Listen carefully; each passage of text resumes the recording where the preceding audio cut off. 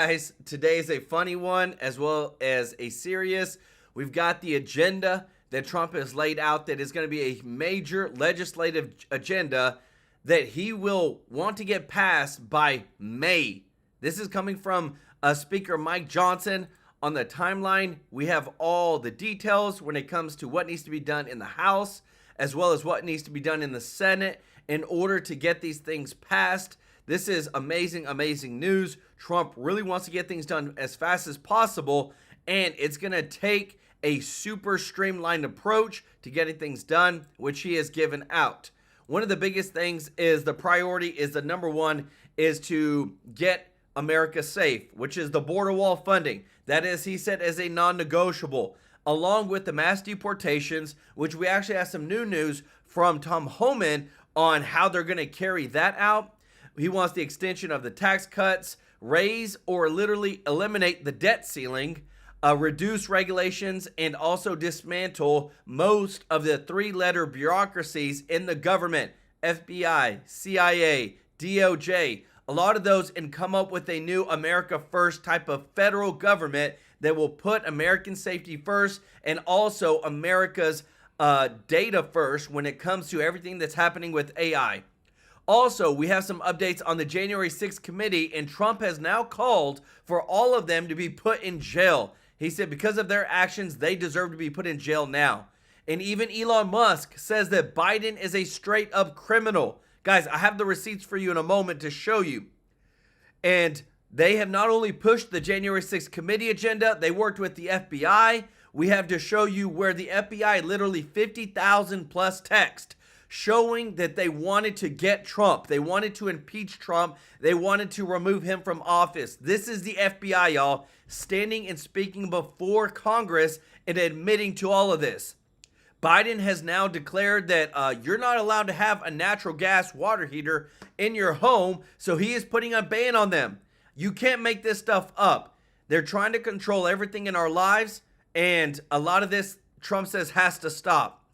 Everyone is really concerned about the Trump tax cuts that Trump wants to extend, because if they expire in the next couple of weeks, then you can expect to pay between $40 to $50 more in taxes on average per week out of your paycheck if you get paid weekly to the federal government. Also, we have a lot of people who are upset with Elon Musk at this point because they are claiming that the X algorithm has been changed, which Elon said it has, to favor positivity rather than negativity on the platform. And people are citing that this is not the truth. This is censorship in some form or fashion. I even did my Ask Grok, their AI assistant, what my X score was, and I got a 38 out of 100, citing that I, in my user account, am not positive enough, and that does not align with the regulatory things that they put in X. So we got a ton of breaking news today, guys. I'm telling you, it is getting real. I love it. I want to say thank you to everybody that's watching. And if you're not subscribed, hit that subscribe button so I can take care of you every day with the top news. And if you don't mind, click the thumbs up like button. It really does help to grow the channel. And thank you so much to all of our members of the channel. I love seeing the green, everybody. Y'all are killing it. And if you want to be a member, the link is in the description to join. And thank you so much to everybody that gives a super chat donation. Y'all are so amazing in giving, and you're so kind, and I just appreciate it so much. Remember, we use that money to give back to charity. Want to give some shout outs to Joyce Massa for not only 1, 2, but 3 super chats. Let's go. Sharon Holt, get them in, Tom. She can't keep hers from certifying him. Let's go. Joyce said, time for people to finally be held accountable. In Virginia, Friday, welcome to the family. Let's go. Y'all showed them some love in the chat. Guys, I want to get straight into this agenda. Trump wants it done by May, but I'm telling you, there is a lot of things you're about to see that you're not going to see, you wouldn't normally see on mainstream media. Check this out.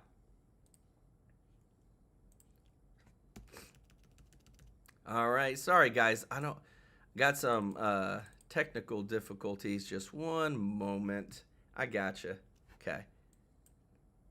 So, Mr. Speaker, if you are able to do everything in one package, including border security, deportations, extending the tax cuts, and energy permitting, what's a realistic timeline on that?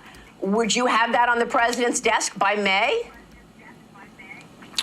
Certainly by May, yes. In fact, we're targeting a vote in the House maybe in the first week of April.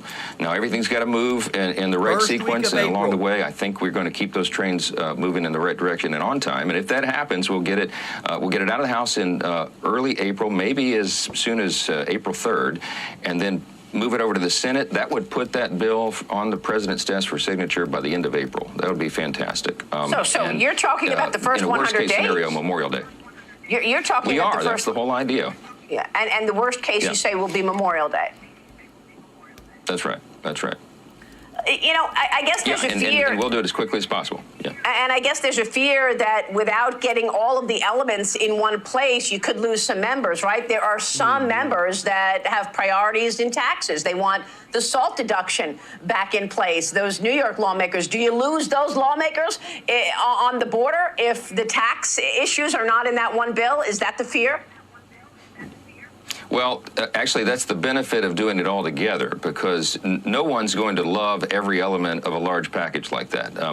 But there'll be enough elements in there to pull everyone along. They'll be able to justify not getting all of their preferences on some of their big issues, because there'll be so many other very important pieces to that one piece of legislation. So I think keeping it together is how we'll actually get it done, and there's some real value to that. Mr. Speaker, let me get your take on where this is going in terms of the impact. People need to see an impact on the economy, right, in order to feel secure and confident about re-electing Republicans in the midterms. Is that a consideration? Yeah, that's a big part of this. I mean, we're doing this to deliver relief to the American people. And the Bidenomics inflation has just utterly destroyed American families and their own budgets at home. The cost of living is out of control, and we know how to address it. Remember, we did this in the first Trump administration. We brought about the greatest economy in the history of the world before COVID because we reduced taxes and we reduced regulations. That's the basic formula. But the sooner that we do it, the better, as you say, Maria. So that's why we're going to be so aggressive about getting this through in the first 100 days, because we'll begin to see the effects of the economy very quickly, and that will be important for the midterm elections in 2 years. You know, the historical trend is once a new president is elected, his party almost always loses seats in the House in the first midterm election for lots of different reasons. But we believe we can defy that historic trend because we're going to deliver on this agenda. Yes. And in terms of the money for the border, is the $100 billion the number that you've come up with in terms of what is needed to secure that border? Well, it's such an enormous task because so many millions and millions of illegals have been allowed over that border. And by the way, a number of very dangerous persons with terrorist cells, we think, set up probably all over the country. We'll talk about that later. But it's going to take a lot of resources to get this done right. We believe we can move some money around in the early part of the year in existing accounts. And we're talking with Russ Vought at the Office of Management and Budget and everyone involved, our new cabinet secretaries, about that. But then we'll have to replenish those funds, clearly. So if we do that in the first 3 or 4 months of the Congress, we'll be able to get the resources necessary to secure the border and protect the American people. That's what they demand and deserve, and it is long overdue, Maria. 100%. So, Mr. Speaker, if you... Guys, let me tell you this. The amount of waste that we're seeing, Trump says that he wants everything in a huge major bill in his agenda passed by May. And the dates that we just heard were they want a bill introduced by what? April 3rd. And the reason being is because in the first 100 days, they want the biggest impact, because if not, they know that there's some lawmakers that are going to start holding out. So the DOJ is the Department of Government Efficiency has put out that U.S. government is using taxpayer dollars to fund DEI initiative, diversity, equity, and inclusion. And look at this, guys. HHS requested $113 million in 2024 for training for diversity in the health workforce. Instead of focusing on taking care of people, finding out, cures maybe, instead of just treatments to a lot of the issues that we have, we're focused on making sure that we make people's feelings feel good instead of their actual bodies. 113 million, guys. These numbers are put out like they're nothing, like it's chump change. The Department of Agriculture requested $3 million in 2024 to establish DEI in the office. The Department of Labor, $515,000 to hire 2 full-time employees and provide for the necessary resources for DEI. And then the State Department requested $73.6 million. All of this to try to make people feel included, to make people feel like their feelings are heard instead of just doing their right job, which they're already bad about. Judy Lynn Loving Spirit, thank you so much for the super chat, for gifting 5 True Life News memberships. Y'all show Judy some love in the chat, everybody. Awesome, awesome. I want to show you this because even Steve Bannon, a lot of these people are coming out and saying, look, the first 100 days are the most important that have to get done. Listen to this. How long do you think Trump has to really get things done? 6 months, outside a year. But the first 100 days, first 6 months, you got to be getting all three. You got to get he's got to personally get involved in the bringing to a conclusion the Ukraine war, and I think also this Middle East situation, particularly with the Persians getting close to a nuclear weapon, as he warned about.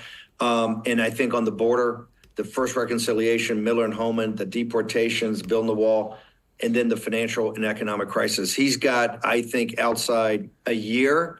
I would put it as, for planning purposes, 100 days to 6 months. You got to get on with it. And I mean, this is my point. You got to be driving this thing every day.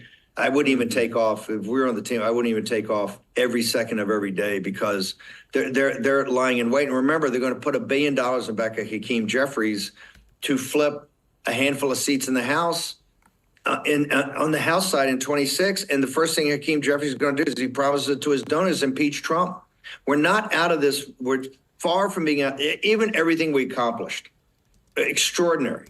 You and everybody on the media side in this new ecosystem, inspiring people, the people coming out and doing this, a people's victory.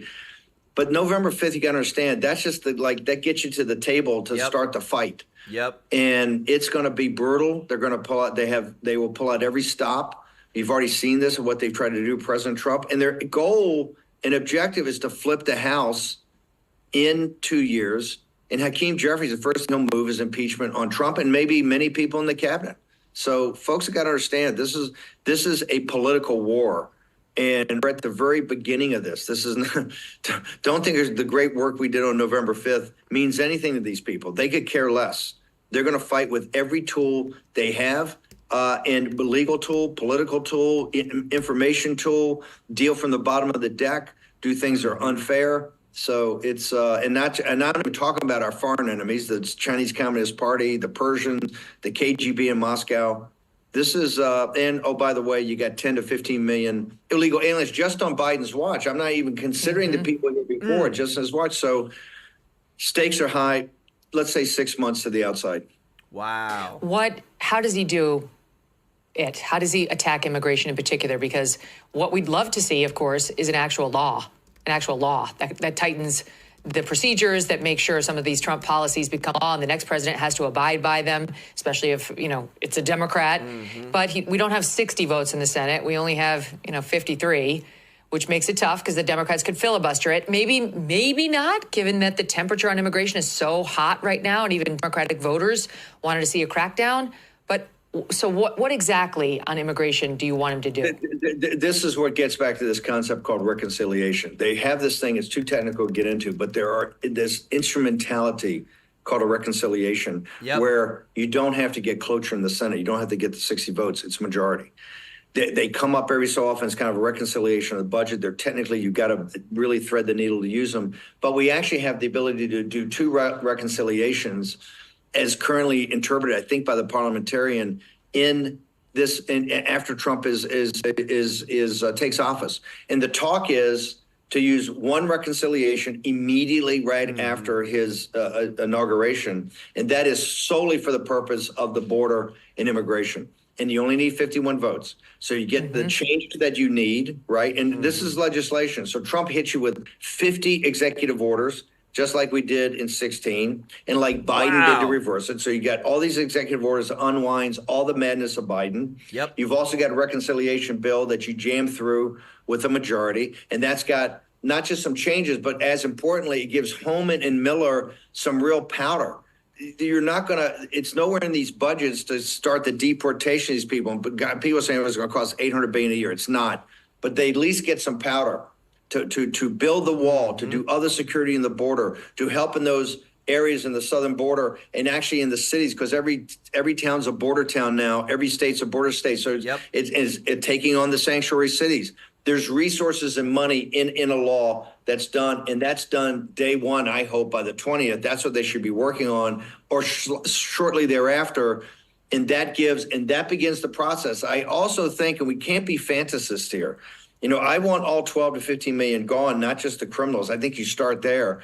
I believe you have to have a sit down, and some of this is happening behind the scenes. You have to go to the frontline countries in Central America. You have to get the Mexicans involved. And she's already said in the last 24 hours, I'm prepared to take guys back.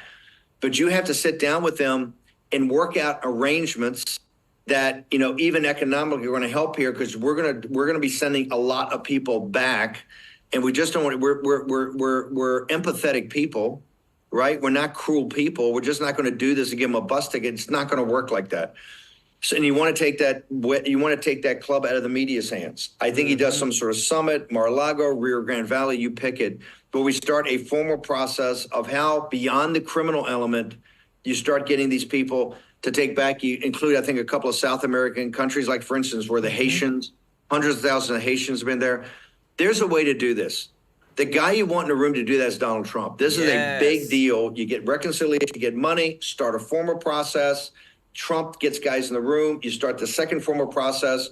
By the time you're 6 months to 9 months into this, by Labor Day, we've got traction. This is happening, right? The border's sealed. People are not coming across. We stopped playing the games on the migrant situation, asylum. All those games are stopped. And you've begun a process of the criminals and the others that he talks about from the insane asylums. That's in movement. Plus, countries are your partners to take these folks back and to work it out. And if they don't, then you talk about the tariffs. You bring the tariffs. You bring economic nationalism or access to the American market. Remember, our market is the most lucrative market in the world for countries. So you got to negotiate. And Trump will use, he and Navarro, and he worked this out in 18 and 19 with the Mexican government. So, but that priority is, and that's that lane, and that's got to hit. You got to hit that hard. You got to hit it fast. You got to hit it right away. Okay, what about guys? Let me tell you this: the amount of change that has to come, it's you can't make this up. If you were to ask the Democrats, they're so against Trump and everything that Trump wants to do, no matter what it is, and against the Republicans. But if you ask them, are you for the American people? They would say yes. Are you for putting America first? You never hear that, but they'd probably say yes. But it doesn't matter if there's always this infighting, and that's what we expect to see. And that's why they always say you got to have the majority. You got to have the majority, because whenever they do negotiate, usually the Republicans get screwed over. Want to say thank you so much, Leigh Lewis, for the super chat. Said, hoping that everything will go smoothly for President Trump taking over. Y'all show Leigh some love in the chat, everybody. The reason is, I want to show you this. So they asked, Chuck Schumer literally states why the Democrats lost in 2024. This is a short clip, but I want to show you it doesn't matter. Like, there's literally, to me, either somebody's being paid off, somebody's being blackmailed, or screws or lose. You let me know your thoughts. Listen to this. Oh, come on. Sorry, guys. So we did a lot of good things, but all too often, Kristen, we talked about the mechanics of the legislation and the details of the legislation, and we really didn't show the kind of empathy and concern to average, or show enough of it to average working families who didn't realize how much we had done and how much we care for them. So we did a lot. So you hear that? The reason that they lost was because the people that were supposed to vote for them didn't understand how much the Democrats actually did for them. That's where they're at right now. That's what's in he just said. On top of that, again, too, I'll show you, bring the receipts. Trump says that Liz Cheney, along with everyone else on the January 6th committee, should be sent to jail. She just got the presidential medal. A lot of people think this is great. But yet they did everything that they could. They tampered with evidence. They literally tampered with witnesses to try to put Trump in jail. And then it doesn't stop when it comes even to the Democratic president. New Biden water heater ban will drive up energy prices for the poor, seniors and experts say. Banning water heaters, like, they're so focused on trying to control every aspect of your life in the smallest way possible, yet we've got $36 trillion in debt. We're in proxy wars. They can't audit. The Pentagon has lost for the past 7 years 7 audits, yet they want to ban your water heater. The biggest thing that I want to show you too is because, again, too, for us, it's going to be the tax cuts that's really going to help people out and be able to help them on a weekly basis and not have to pay more into the government. Check this out. Well, most Republican lawmakers are calling for an extension of Trump's tax cuts when he takes office again in a couple of weeks.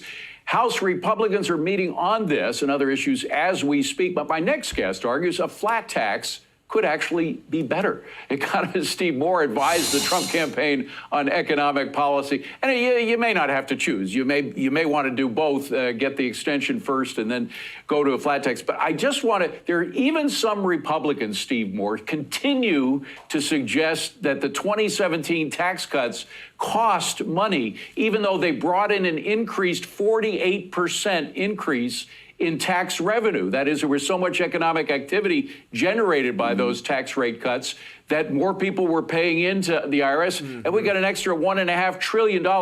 Ronald Reagan, back in 1988, his last press conference, spoke to the same kind of deniers back then and what actually happened after his tax rate cuts.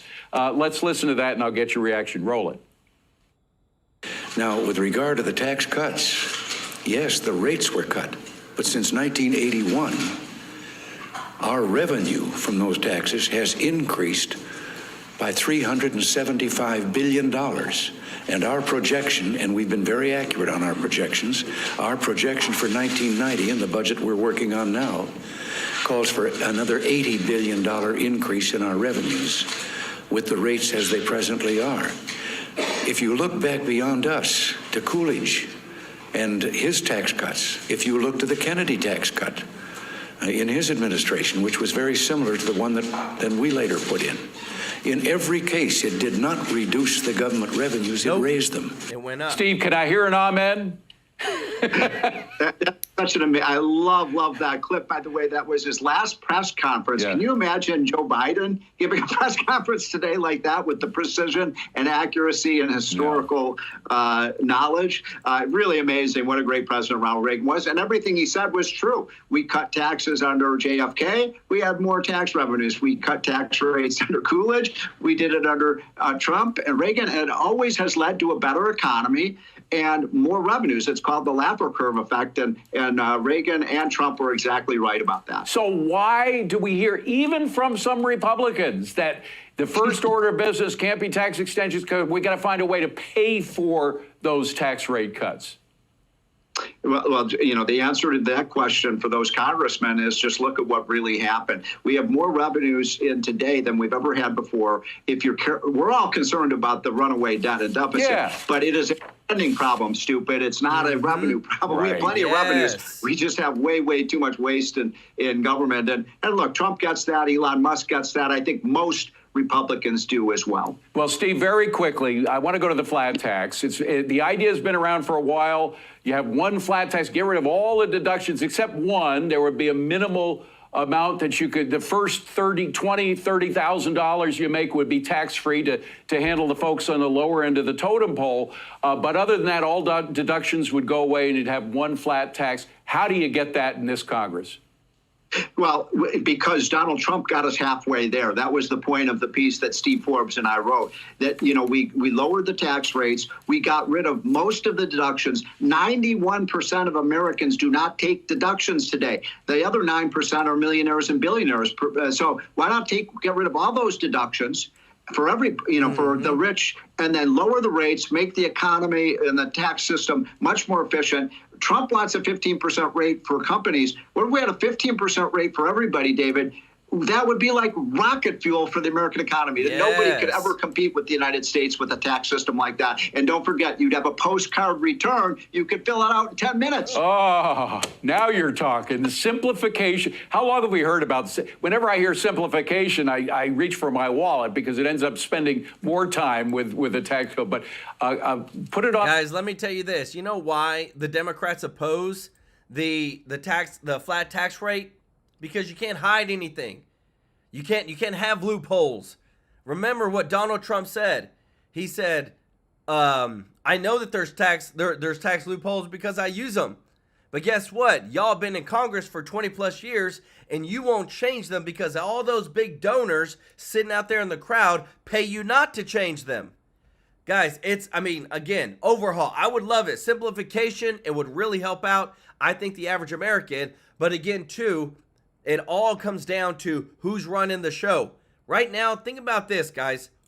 So Elon Musk slammed, there's 150 plus House Democrats who opposed deporting illegal immigrants convicted of sex offenses, calling for them to be voted out of office. I want to actually show you the actual vote. The deportation of migrants for sex offenses. So if we know that they have committed a sex offense, then we said, hey, let's create a bill where we automatically deport them. Guess what? Over 150 Democrats said no. Why would they say no? It makes no sense. Mr. Tracy J. Norby, let's go with the super chat. Said Trump needs executive orders across the board. Borders, walls, shipping the worst out of the country. The lawlessness needs to stop. January 6th panel needs jail terms. That's my opinion, though. Let's go. Y'all show Mr. Norby some love in the chat. Remember, I think we got some people saying Mr. Norby for Congress. So let's start getting the signs, everybody. Y'all showed Mr. Norby some love in the chat. So guys, look at this. So think about this. If you're a Democrat, please, and if you're watching, put it in the comments. Let us know why would they oppose deportation of migrants for sex offenses. On top of that, look at this. Elon Musk says U.S. President Joe Biden, on quoting, is a criminal.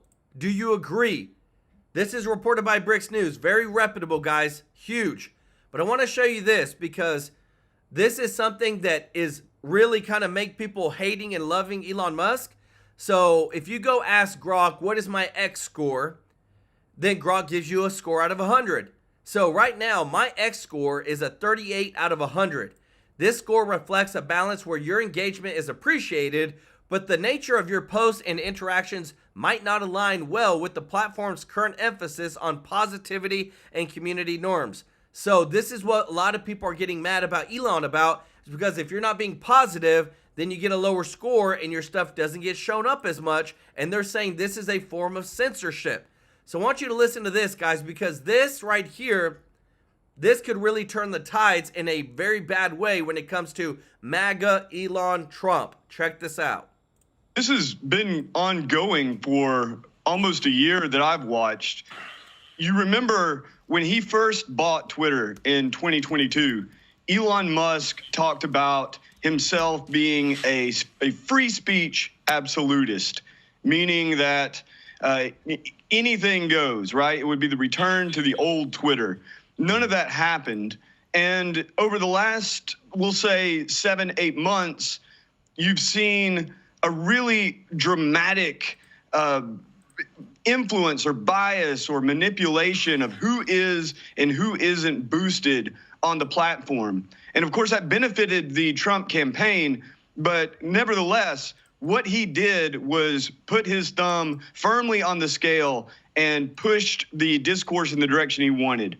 In the aftermath of the H-1B visa arguments, he began pulling people's blue checks. He began suppressing people, shadow banning them in very obvious ways. And now he's just announced that the platform will deboost negativity, is what he calls it, meaning that anyone that's hurling insults, much like he did, calling people retarded, much like he did, telling that poor Mormon Elon Musk fanboy that he should go F himself in the face. So, yeah, I think it's not only hypocritical, but it just shows how much of a shapeshifter this guy is. Anything that is convenient at the moment is the new zeitgeist of the Twitter platform or the X platform. And it's also important to note, Steve, that even as he's talking about deboosting negative content and promoting what he says will be informational or entertainment content, he's also rolling out the X payment system. So aside from the payouts people get from a high impression count, you're also going to see, I would imagine, something much, much closer to the Chinese credit score, in that people who are deemed to be undesirables or antisocial are liable to have their actual money, their actual wallets meddled with. Wow. This is the danger of the guy. It's total. This is the CCP. This is a social credit score. This is what he's gone to. He's got a glass jaw. He can't take because of the autism or worries. Guys, and I just showed you, like, I can't even. It's crazy that you can literally ask Grok, which is the AI assistant for X, what your X score is, and I got a 38 out of 100, which is, they say I'm pretty bad because I'm not positive enough. Which that is exactly like what the Communist China Party does in giving you a score based upon how you are. The spectrum, he's clearly not. He's got the maturity of an 11-year-old. You can tell that, but it's obvious. He can't take criticism. One of his weaknesses is that he needs to be loved. He needs the masses to love him. You can tell he's on the stage. He needs that glory. For instance, I don't give a damn, right? Hey, as long as the objective, that's why 12 O'Clock High is my movie. It's the objective. Whatever happens doesn't matter. It's the objective. It's the objective that counts and nothing else. They say it win at all costs, but hey, you have to win. You don't need anything else. He must have adoration. You can tell that. It lights him up. So then when the platform, when his apparatus turns against him, and particularly people that cheered him saying, hey, we hate what you're doing to this country. We know now that you're lying to us, bald-faced lie. These are not higher skilled people. When they turn, all of a sudden he has to go to what is the Chinese credit score. This is to have a digital ghetto and to only have raised up what praises him. That is like the little boy's mentality. If I want to be the superhero, I want to put the cape on and kind of skip around. You see this a lot in Danbury. These what they call chomos, what they call these sex offenders. They've got this. They've had a maturity level that has stopped, and they want to. They want to be. They all watch the movies that have the Cape Crusaders on there. It's an absolute indication of immaturity, of not being able to deal with things as an adult, and that's what you're seeing here implemented now on Twitter. Guys, let me know what you think about this in X. I can't believe I'm kind of seeing it. I don't know. I never thought I would see something like that.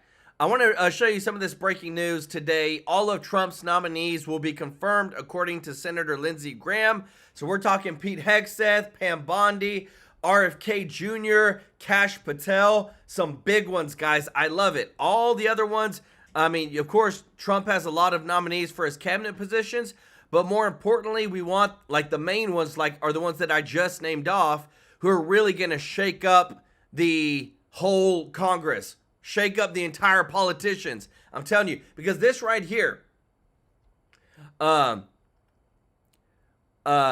Campbell said, Joel, my Grok score said 85 to 90. I guess you're a lot more positive than me, Pam. But this is, again, too, Elon just posted this. Republicans, this is literally what they said. Can we at least deport all the people that have committed sex offenses? And 150 Democrats said no. So this is where we're at, guys. I honestly don't know how to take this. The good thing is that, the guy who's in charge, the new border czar, he is going around and letting everybody know. But what I love, too, is, guys, this is coming from somebody that has worked with Trump in the past and is 100% committed to the MAGA agenda of cleaning up America and making America more safe. So I want you to listen to this, because we're going to get some more details about how these steps are going to play out. And it's great, guys, because again, too, safety is key. Check this out. We go now to Tom Homan. He will serve as Mr. Trump's border czar, and he joins us this morning from Naples, Florida. Good morning to you, sir.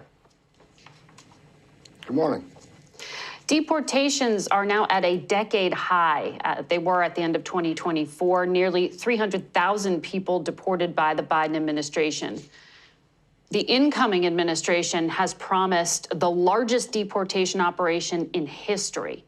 What's the number? What's the measure of success? Well, let's talk about this administration, what they claim is a huge deportation number this year. Actually, if you drill into the numbers, about 80% of those numbers are actually Border Patrol arrests that the enforcement removal operation of ICE process and move back across the border. They weren't internal enforcement arrests.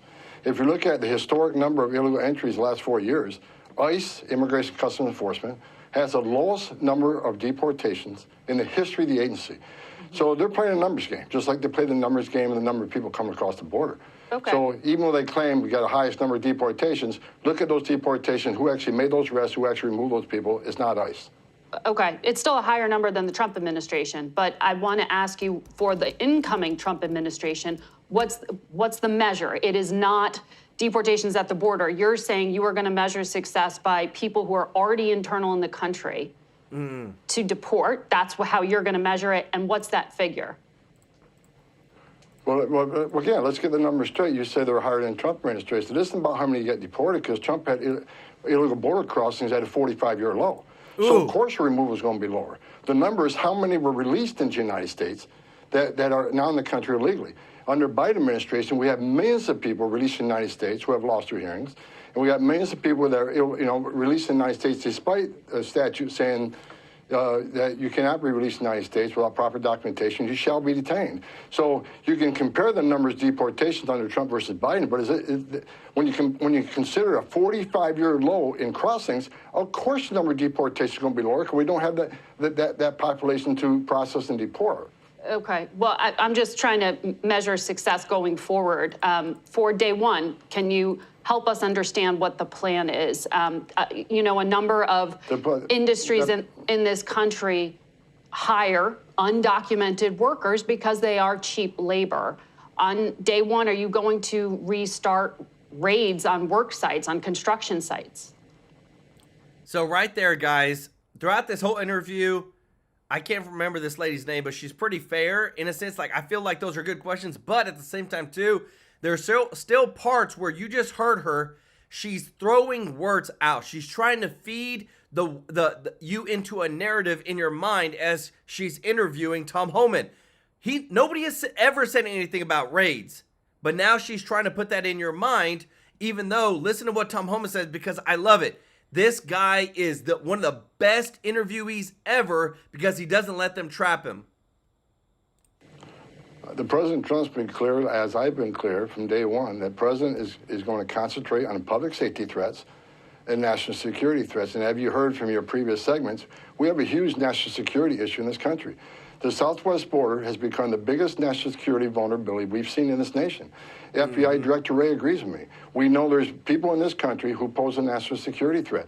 They've arrested a record number of people on the terrorist watch list, a 3,500% increase in people on the terrorist watch list being arrested at the border. We got over 2 million known gotaways. We know 2 million people crossed the border, weren't arrested, weren't vetted, weren't fingerprinted. So you got to ask yourself, why did 2 million people pay more to get away? Why didn't they pay less, turn themselves into Border Patrol, get a free airline ticket to the city of their choice, get a free hotel room, get 3 meals a day, get free medical care? I'm not disputing that it is a hemisphere-wide crisis. We're talking about how you're going to deal with it. That's why I'm asking you, when you say criminals, does that mean you are going to go into already existing prisons at local level and deport people who are in those prisons? Are you going to go to workforces? I mean, how do you know where the criminals are, I guess is the question. And if they're working at a work site, are you going to show up to surprise them? Well, look, we know where a lot of the criminals are. ICE they're great at this work. We know where some are, but they simply haven't been able to go arrest them because of Secretary Mayorkas' priorities.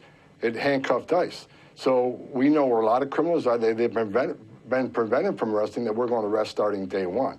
As far as being in jails and prisons, we would love to work in local jails, but sanctuary cities won't allow us into those jails. It's much easier to arrest a public safety threat and the safety and security of public jail than out in the street, because the officer is safer that way, the alien is safer that way, the community is safer that way. But sanctuary cities who continues to release public safety threats back in the community, to the immigrant community, it puts that community at greater risk of crime. And here's what's going to happen when we go to the community and find that person, find that criminal alien, he's probably going to be with others will have to arrest. So it's not safe for the community, not safe for the officers, not safe for anybody. Let us arrest a bad guy in the jail cell where you chose to arrest somebody and put him in a jail cell because obviously he's a public safety threat. Okay, what you just said in there, it sounded like you were talking about collateral arrests. So you're going to target people you know are criminals, but if they happen to be living in a house where there are other undocumented people, you're going to sweep them up too. That's what I think you were just saying there. I wonder how you're going to parse out some of those collateral arrests. For example, will dreamers be protected? Donald Trump has said he wants to work with Democrats to protect them and give them status. That takes a long time in Congress.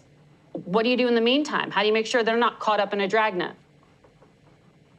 Look, every person ICE arrests, they do what we call a fugitive operations spreadsheet. They know exactly who they're going to arrest. They know exactly where they're probably likely to find them, and they have a lot of information on that arrest. Other people that are there that may be illegal, they'll handle by case basis. Okay. The concentration, I want to be clear on some public safety threats. If more agents in the jails means less agents in the neighborhood. Yes. That's why I'm pleading with sanctuary cities. Let us in the jail to arrest the bad guy. That way you're not forcing in the community. So, if you go to an immigrant community and ask them, would you rather have ICE operating in your local jails, or would you want them in the community? What do you think they're going to say? They don't want bad criminal aliens in their neighborhoods either. So let us work with the jails. Let us work with law enforcement. Sanctuary cities are not safe for the immigrant community. They're not safe for our officers. Okay, so that's like Secure Communities Act kind of action. But then where do you send people? Because some of these countries like Venezuela don't accept deportations right now. Mexico's president indicated her country might be willing to receive non-Mexican migrants who are deported. How does that work? Does the U.S. pay Mexico to then ship those people off somewhere else? Well, first of all, we got President Trump coming in the Oval Office, and he's proven during his first administration his leadership on illegal immigration was a game changer because, for instance, El Salvador wouldn't take back MS-13 members when I was the ICE director. It took President Trump 48 hours to get El Salvador to take back their criminal aliens into their prisons. And Mexico didn't want to do the Remain in Mexico program, but President Trump was able to get Remain in Mexico established in Mexico. He was able to get Mexico put military in their southern and northern border. President Trump's a strong president. This administration has not forced these countries to take them back. And we have what we call a third safe country. We already have countries talking about taking back people from other countries. If for instance, Venezuela don't want to take their people back, there's other ways we can do it. There's other countries be willing to accept them. We're hoping that President Trump will work with Venezuela and like he did with Mexico and El Salvador and get these countries taken back. If they don't, they're still going to be deported. They're just going to be deported to a different country. We're not going to be held up on removing public safety threats in this country. We got to put the safety of the American people first. We've had too many young women murdered and raped and burned alive by members of Venezuelan gangs. They need to be a priority under this administration. They're going to be a priority starting day one, and they will be deported. I love it, guys. This is the backbone behind Trump Homan is so strong. I want to show you this, guys, because again, too, this is why Trump said he wants to dismantle even the FBI and do things with that is because what you're about to see right here. Crunk Juice, thank you so much for the super chat. Let's go. Said, how could Steve Bannon say Elon is immature because he made questionable changes to X? Remember, Elon is not a conservative. He will revert back to his beliefs before he supported Trump. Hi, GG, by the way. Y'all show Crunk Juice some love in the chat. That's a great point. Remember, Elon Musk voted for Biden in 2020 and Hillary in 2016. And now that we have this new credit essentially score out of X, it doesn't look good, guys. I don't like it. I'm so surprised that I see it. But again, too, he owns the platform. He can do whatever he wants. But I want you to listen to this, guys, because this right here is about as corrupt as you can get when it comes to the FBI. You've said it over and over again, and because of that, I'm almost embarrassed to ask you this question. Of the approximately 50,000 text messages that I've seen with your personal beliefs like F Trump, stop Trump, impeach Trump, go ahead and confirm on the record that none of that occurred on an official FBI device or on official FBI time. Go ahead and do that. Sir, no, they did. Many of them did. Oh, they did. Okay, so 50,000, sir. So really, no, I'll give you a chance at the end. So what you really meant to say was that when you said you never crossed that bright, inviolable line, what you meant to say was, except for 50,000 times, except for hundreds of times a day where I went back and forth, expressing my personal opinions about effing Trump and stopping Trump and impeaching Trump on official FBI phones on official FBI time. Other than that, you never crossed that line. I'm sure there are 13,000 FBI agents out there that are beaming with pride at how clearly you said it. Y'all see that, guys? And this is a director. This is a leader. This is why Trump is so adamant. He's like, look, the deep state is so infiltrated the three-letter agencies, and they all need to be cleaned out. I want to show you this, too, again, because, again, they call him a lame duck president. Biden has been nothing but that. He has handed out billions of dollars to other countries, and now he's trying to control the more things in your house by he's going to ban water heaters, guys. Natural gas water heaters, which I've got. Listen to this. Rules for thee, but not for me, especially applies to the climate zealots. One professor urging Americans to ditch home ownership, sure, to save the planet. One small problem, this particular professor does in fact own his own home. And of course, Senator John Kennedy couldn't let that fly. You're pretty bold. You own a home? I do, in a flood zone. Have you sold it? Have I sold my home? Yeah. I live in my home, sir. Oh, well, you're telling everybody else to sell theirs. You're a climate extremist, aren't you, Professor? Certainly not, Senator. Oh, no. Oh, no, no. Oh. Joining us now, ClimateDepot.com executive editor Mark Morano. Mark, this is like the most typical thing you can see from these guys, right? The deal is you got to sell your home because you're killing the environment, except for me. I'm going to keep living in my home. I mean, that's the climate obsession ethos, is it not, sir?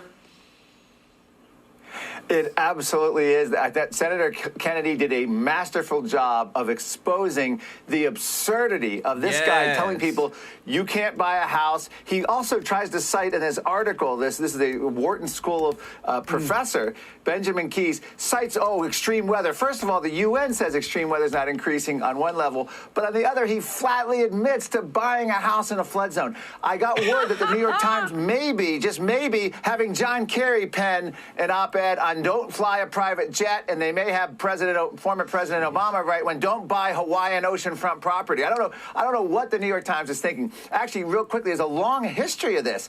The New York Times has gone after homes before, single-family homes as a result of racism, warning about the climate. UCLA professors have warned home ownership in the face of a climate emergency is a no-go. The National Housing Federation has said houses are more dangerous to the climate than cars, and we know what they want to do with cars. They want to ban them. Of course. And that's what the Biden. So this is a long history, and it's just delicious to watch the hypocrisy being exposed in real time at the U.S. Senate under oath. That was awesome.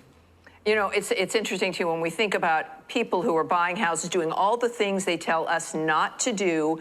It isn't meant for the elites, because otherwise he could have just sent a private letter to the Obamas and their giant mansion, on a cliff, or Oprah Winfrey, or, you know, any of these other people.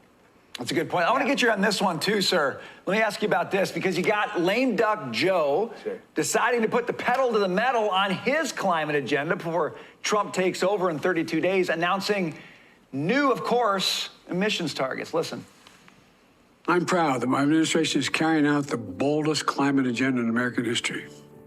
That's why I'm proud to announce an ambitious new goal to cut greenhouse gas emissions by more than 60% by 2030. And then it seems this is... Sorry, guys. I like listening to that. I don't know if that tone is copyrighted. I don't want to get in trouble, guys. I've literally gotten in trouble for having like 4 seconds of a dang song on my videos, and they literally took it down. 4 seconds. So I'm sorry about that. problem, because on their way out the door, they're going to gum up the system with all these new regulations, and then it's going to be Trump's puzzle to try to undo all of this. Is it easy to undo these things that he's trying to throw in there now? Well, yes, what he's throwing in now, it's very easy to undo. The problem is we went yin-yang. After Obama, we went to Trump. We went to Biden. But what Joe Biden's doing is just proof that the climate agenda hates us, hates Americans, hates the American way, hates everyone. I mean, they detest us. They are doubling down in the face of absurdity to do these mandates and all of these climate goals. It's all magical thinking. None of these are going to be met. Even if Biden had been reelected with record margins, it's all paperwork, accounting nonsense to make us committed to this climate agenda. And none of it is going to stick. What Donald Trump needs to do is get us out of the UN Paris Agreement by submitting it to the United States Senate. That should kill the whole UN treaty process, and then they can't get us back in to this climate agenda 4 years later, whoever the next president. It's all about, it's a fear-based agenda. It is something that's malleable. It can be whatever they want it to be. It requires their intervention. It requires their existence. It condemns us in the process. But didn't Biden, in the misnamed Inflation Reduction Act, that was the Green New Deal? That was, and he bragged about that a little later on. That's all they've been doing. So you think it's going to be easy for Trump to get us back on the right track? Yeah, I think he needs to get rid of the EPA, the endangerment finding, which says carbon dioxide can be regulated as a pollutant. He needs to get us out of the UN process. Those two things make it harder for the next president to jump us back in. But yeah, absolutely, from day one, he can start reversing all of this nonsense. Every agency from the Pentagon, every agency in the Biden administration was a cabinet agency. Yes. Go through. I've joked, I would love to work. I want to work 2 weeks for the Trump administration and just abolish every climate department, every climate goal, and after 2 weeks, declare you're finished and walk away and resign from the federal government. That's what they need to do, is they need to do this fast and rapid. You know, it's funny. I was just thinking, Mark, like, you should go work there. You know, like, guys, I love it. This is big news because, again, too, remember, the mentality is a huge sweeping bill to be done by May. Trump's major legislative agenda will pass by May. So the dates are April 3rd is the day that they want to release it. So that's about a little under 2 months from now. They want to release it, and then by the end of May, at the end of April, have it pass where it goes into effect the 1st of May. We're talking tax cuts, no tax on Social Security, no tax on tips. We're talking pullback of spending, all the things that Biden has been trying to do, all this additional spending, all pulling this back to help reduce spending. All the things that I even showed you. There's hundreds of millions to billions and even hundreds of billions of dollars of waste that they've already counted for. Remember, Rand Paul showed that in 2023, $1 trillion of waste in 1 year, guys, by the Biden administration on all their Green New Deal stuff, on DEI, on all the dumb grants, guys. We paid for there to be a drag queen show in Ecuador. Like, what does that even mean? But this was your taxpayer dollars. And they said they have found over $1 trillion, and they're still continuing to find more and more. And we'll release that to you on this channel. And also, too, the most important thing I would say at this point is closing the border. Securing the southern border. Trump has already said he's going to send the National Guard in, declaring a national emergency on day one to send to the southern border to make sure that no more migrants come in illegally. If they're going to come in, they're going to come in legally. Want to say thank you to everybody that's watching. If you're not subscribed, hit that subscribe button so I can serve you every day with the top news. And if you don't mind, click the thumbs up like button. It really does help to grow the channel, guys. Thank you all so much for your support. And thank you to all of our members of the channel. Y'all are the best. If you want to be a member, the link is in the description to join. And guys, remember, we donate to charity live on this channel once a month using these donations. Thank you so much, Joyce Massa, Mr. Tracy J. Norby, Sharon Holt, Judy Lynn Loving Spirit, Lay Lewis, Krug Juice. Guys, y'all have had some amazing points today. Y'all make this show what it is. Me and my family are so grateful to be doing this for you every single day, and we just want to continue serving you every day with the top news. Remember, Monday through Friday, 2 shows a day, 1 on Saturday, 1 on Sunday. We love you, appreciate you, and we'll see you in the next one. Take care. Bye-bye.